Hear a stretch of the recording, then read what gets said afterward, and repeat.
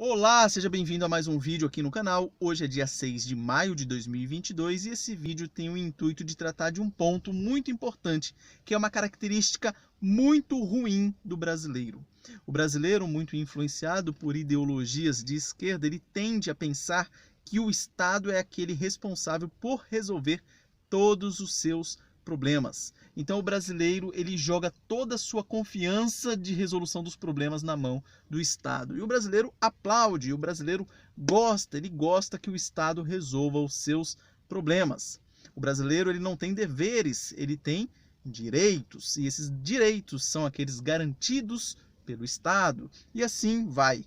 Tudo que você possa imaginar, o brasileiro quer que o Estado resolva o problema dele. Eu quis trazer esse vídeo aqui para tratar do PL número 4606 de 2019. Foi um projeto de lei apresentado pelo deputado Pastor Sargento Isidório. Ele é do partido Avante, da Bahia. E o que diz esse projeto dele? Prestem atenção que eu vou ler aqui a ementa. Veda qualquer alteração, edição, supressão, adição ou adaptação aos textos dos livros da Bíblia Sagrada, mantendo a inviolabilidade de capítulos e versículos, proibindo modificar o texto sagrado, garantindo a pregação do seu conteúdo em todo o território nacional. A princípio você pode observar isso e pensar, nossa, que legal, ele está preservando pela inviolabilidade da Bíblia. Porém, isso aqui é uma casca de banana tremenda. Você está dando para o Estado a responsabilidade de preservar aquilo que o Estado diz ser a Bíblia. Recentemente, o Partido dos Trabalhadores aqui no Brasil quis dar uma nova interpretação para o texto sagrado. Então a dúvida que surge quando você lê essa ementa, que se tornou famosa nessa última semana, porque a Câmara aprovou que seja urgente analisado esse projeto de lei, inclusive por uma votação expressiva, foram 358 votos a favor e apenas 32 contra, para aprovar o regime de urgência para analisar isso aqui, não o projeto em si. Então o que vai acontecer com isso aqui? É uma confusão do diabo, para falar a verdade.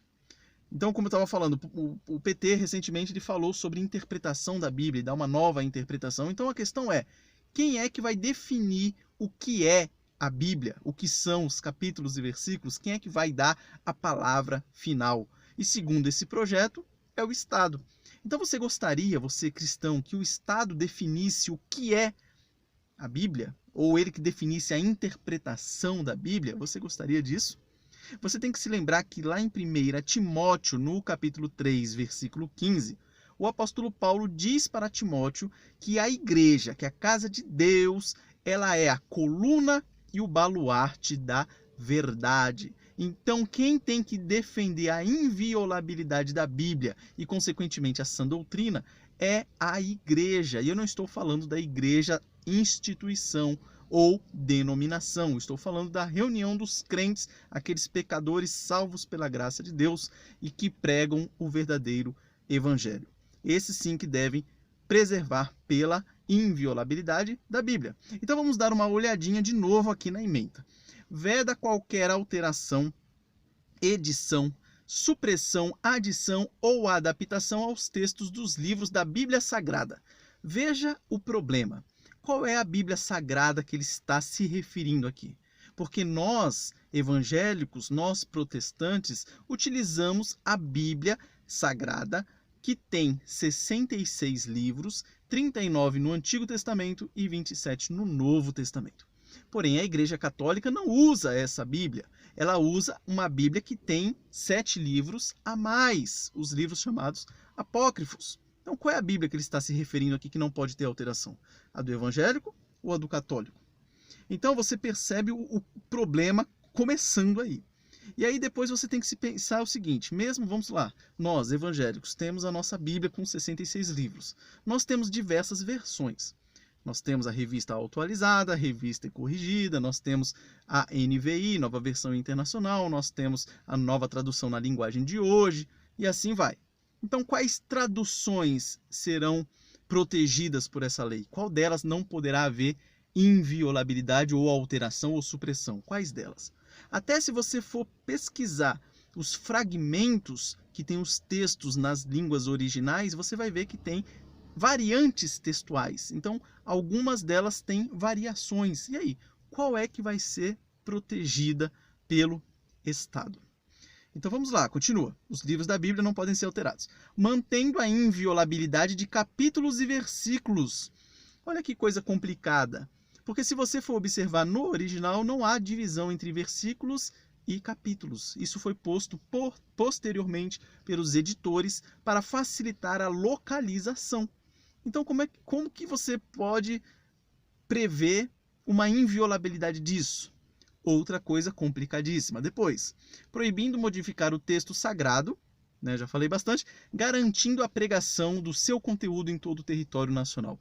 Graças a Deus, no Brasil isso já é uma garantia constitucional, ou seja, a Constituição Federal está acima de uma lei, no caso aqui, federal. Então você percebe que é um texto sem pé nem cabeça, é algo perigoso caso seja aprovado, e eu imagino que não será, mas vamos supor que fosse, seria perigosíssimo. Você está passando uma responsabilidade tremenda para o Estado, para ele definir o que é o texto sagrado e definir o que é verdade e o que é mentira com relação a isso.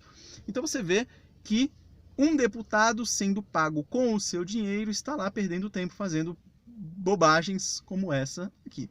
Isso que isso sirva de um alerta para você, cristão. Aliás, 2 alertas. Primeiro, pare de querer que o Estado regule todas as coisas e normatize todas as coisas.